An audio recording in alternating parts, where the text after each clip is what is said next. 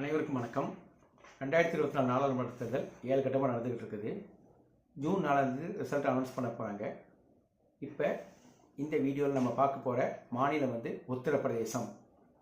உத்தரப்பிரதேசத்தில் உள்ள மொத்த நாடாளுமன்ற தொகுதிகள் 80. 2019 நாடாளுமன்ற தேர்தலில் பிஜேபி 62 தொகுதிகளையும் அதனுடைய கூட்டணி கட்சியான அப்னாதல் 2 தொகுதியும் ஜெயிச்சிருந்தாங்க. அதே மாதிரி BSP and SP Bahujan Samajwadi பார்ட்டியும் கூட்டணி போட்டு அவங்களில் பிஎஸ்பி 10 தொகுதிகளையும் எஸ்பி 5 தொகுதிகளையும் ஜெயிச்சிருந்தாங்க. காங்கிரஸ் ஒரே ஒரு தொகுதியை மட்டும்தான் ஜெயிச்சிருந்தாங்க. சென்ற முறை அமேதியில் நடந்த போட்டியில் ராகுல் காந்தி, காங்கிரஸுடைய தலைவர் ராகுல் காந்தி ஸ்மிருதி இரானி பிஜேபி அவங்ககிட்ட தோற்று போயிருந்தார். இந்த முறை 2024 பிஜேபி தனியாக 74 தொகுதியில் நிற்கிறாங்க. கூட்டணி கட்சிகளுக்கு 6 தொகுதி ஒதுக்கியிருக்காங்க. சஞ்சய் நிஷாத் அப்படிங்கிறவர் தலைமையில் உள்ள நிஷாத் பார்ட்டிக்கு ஒரு சீட்டை கொடுத்துருக்காங்க. அவங்களும் தாமரை சின்னத்தில் நிற்கிறதுனால பிஜேபி மொத்தமாக 75 சீட் நிற்கிறதா நான் கால்குலேட் பண்ணுறேன், கணக்கில் எடுத்துக்கிறேன். அதே மாதிரி ராஷ்டிரிய லோக்தள் ஆர்எல்டிக்கு 2 சீட்டையும் அப்னாதலுக்கு 2 சீட்டையும் கொடுத்துருக்காரு.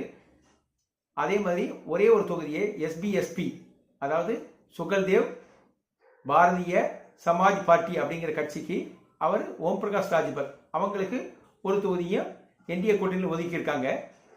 என்னை பொறுத்த வரைக்கும் இந்த 80 தொகுதிகளில் பிஜேபி மட்டும் 70 முதல் 72 தொகுதியில் ஜெயிச்சிருவாங்க அப்படின்னு நினைக்கிறேன். கூட்டணி கட்சிகள் 5 தொகுதி, அது 5க்கு 5 கூட்டணி கட்சிகள் ஜெயிச்சிருவாங்க. ஸோ பிஜேபி தனியாக 70 முதல் 72 தொகுதிகளையும் என்டிஏவாக 75 முதல் 77 தொகுதியில் ஜெயிச்சிருவாங்க அப்படிங்கிறது நான் கால்குலேட் பண்ணுறேன். அதே மாதிரி ஆப்போசிட்டில் பார்த்தீங்கன்னா சமாஜ்வாதி பார்ட்டி 62 தொகுதியில் நிற்கிறாங்க. காங்கிரஸுக்கு 17 தொகுதிகள் ஒதுக்கியிருக்காங்க. அதே மாதிரி ஒரே ஒரு தொகுதியை ஆல் இண்டியா திரிணாமுல் காங்கிரஸுக்கு ஒதுக்கியிருக்காங்க. என்னை பொறுத்த வரைக்கும் இதில் ஒரே ஒரு தொகுதி ரேபர்லியில் மட்டும் கண்டிப்பாக ராகுல் காந்தி ஜெயிச்சிருவார்.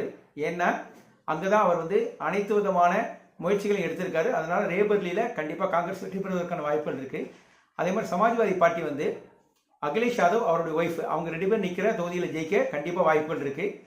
என்னுடைய கணிப்புப்படி சமாஜ்வாதி பார்ட்டி 2 முதல் 4 தொகுதிகளையும், அதே மாதிரி காங்கிரஸ் ஒரே ஒரு தொகுதியை தான் ஜெயிக்க சான்சஸ் இருக்கு.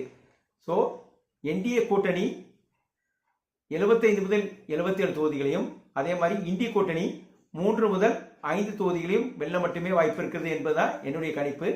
என்னுடைய இந்த கணிப்பு கரெக்டாக வருதா தப்பாக வருதாங்கிறத ஜூன் 4 கண்டிப்பாக நம்ம பார்க்கலாம்.